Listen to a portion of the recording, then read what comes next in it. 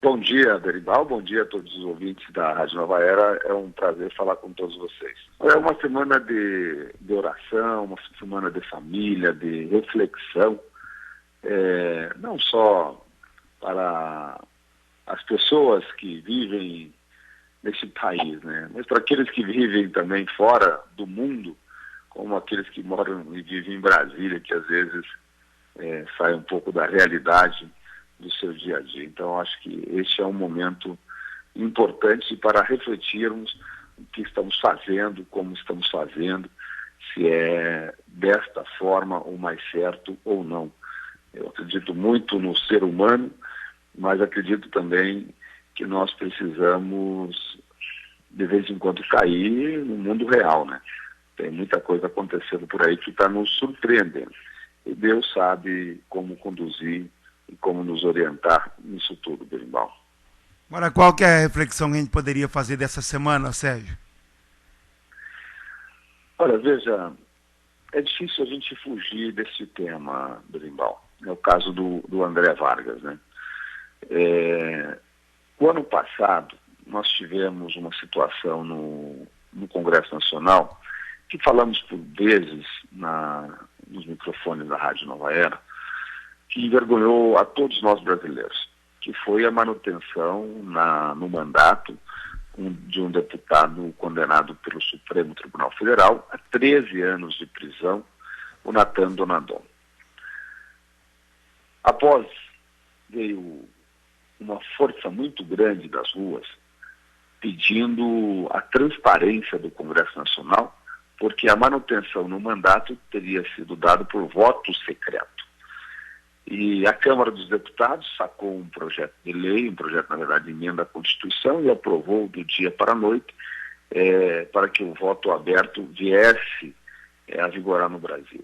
No Senado Federal já tramitavam outros projetos nesse sentido, inclusive uma proposta de emenda constitucional de autoria do senador Paim, da qual eu já havia relatado e já estava no plenário. E aí chega essa outra e eu fui designado relator também no Senado Federal. Esse foi meu grande momento no Senado, foi relatar essa proposta de emenda constitucional.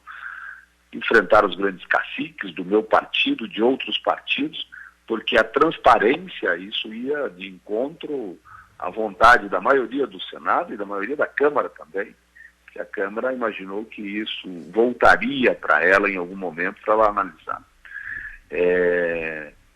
Mas conseguimos avançar, principalmente com o apoio da população brasileira, com a força das movimentações das ruas, e aprovamos e virou uma proposta, não só uma proposta, mas virou uma emenda constitucional, virou texto constitucional, que é a emenda 76. E a partir daí, o próprio Natan Donadon veio a ser julgado novamente pela Câmara dos Deputados. Só teve um voto a favor, todos os demais contra. Inverteu o processo. O que quer dizer isso? A transparência. Quando você tem o eleitor vendo como vota o parlamentar, como vota o seu representante, ele age de forma diferente. Quando o voto é secreto, ele faz outra votação que não aquela que deve honrar o seu eleitor. E a partir daí, o que aconteceu, Berimbau? Quantos já renunciaram ao mandato? Você, veja só, João Paulo Cunha, nós temos o Azevedo, na verdade, o Azevedo, que é esse que era ex-ministro, ex-governador por Minas Gerais, do PSDB, o Genuíno, do PT, o Asdrubal, do PMDB, lá do Paraná, o deputado da Laqueadura. Então, olha o que fez a transparência, acabar com o voto secreto no Congresso Nacional. Se o Natan Donadon, que era um deputadozinho lá da Rondônia, se manteve no mandato, imagine os demais, né? Então, eu acho que essa é a grande reflexão, que a população brasileira está realmente de olho nos seus representantes e vai dar a resposta nas urnas.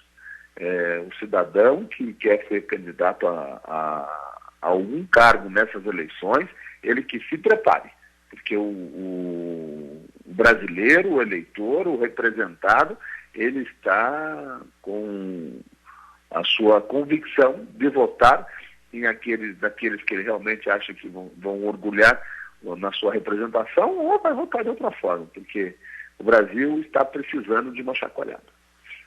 Agora, Sérgio, até o Ricardo Isaac, do Conselho de Ética, ele disse que é um caso até um tanto inédito que acontece depois de abrir, por exemplo, um processo no Conselho de Ética, um deputado anuncia que vai renunciar. Geralmente ele renuncia antes da abertura.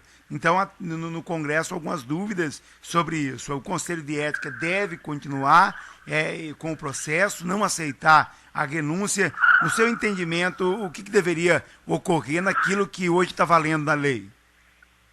Olha, essa é a lei da ficha limpa, né? Na lei da ficha limpa, nós temos a inexigibilidade daquele que comete algum tipo de crime, algum tipo de improbidade, de ato falho, por 8 anos. Essa inexigibilidade tem contas desaprovadas no Tribunal de Contas, tem contas desaprovadas pela Câmara dos Vereadores, pelo Legislativo.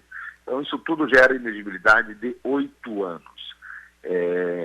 E como tinha os artifícios da renúncia, foi muito comum, nós vimos isso em muitos casos, inclusive deputados aqui do Paraná, que renunciaram o mandato para não ter processo aberto pelo Conselho de Ética. A lei veio também para regulamentar um pouco disso, dizendo o seguinte, que após a abertura do processo no Conselho de Ética, a renúncia ela é indiferente para os efeitos da inexigibilidade.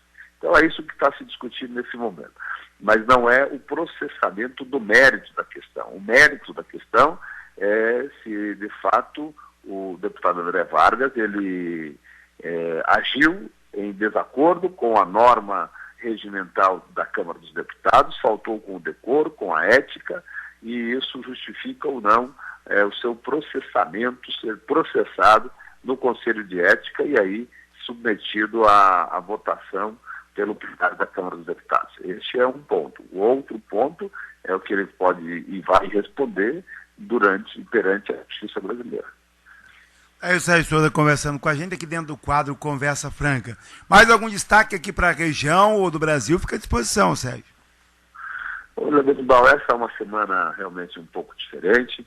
É uma semana onde todos nós estamos nos recolhendo para refletir sobre o momento em que estamos vivendo no Brasil e nossas vidas pessoais, sobre aquilo que fizemos de bom e aquilo que fizemos que não foi tão bom assim, e para tentarmos melhorar. Eu quero desejar a cada um dos ouvintes da Rádio Nova Era uma feliz Páscoa, que Deus abençoe a todas as nossas famílias.